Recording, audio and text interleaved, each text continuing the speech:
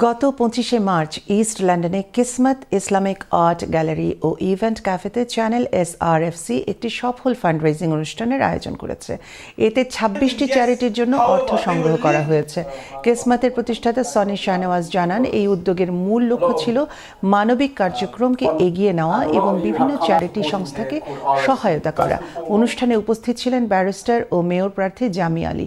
তিনি এই উদ্যোগের প্রশংসা করেন।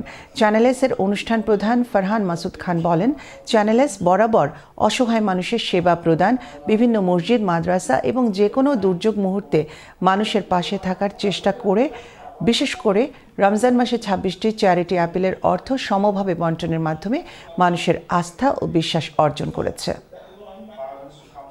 We were holding an event to celebrate the work that everyone's done through the RFC charity to raise money for people in Tower Hamlets and across the world, and what we've done is celebrate that achievement by celebrating Eid and that achievement.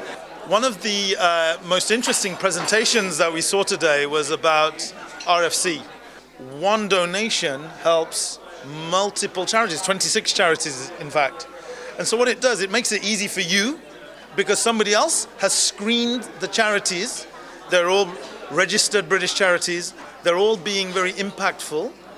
And so one donation has huge impact. It's an unique way of equally distributing wealth, charity especially, যেখানে কেউ বাদ পড়ে না, এবং এই unique উদ্যোগটার জন্য RFC অবশ্যই ধন্যবাদযোগ্য।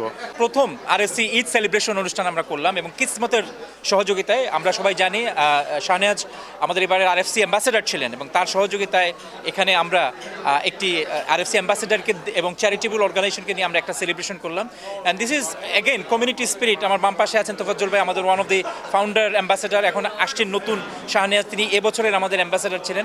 এভাবে আমরা এই স্পিরিটটাকে সারা কমিউনিটিতে ছড়িয়ে দিতে চাই ঈদের উৎসবের মাধ্যমে।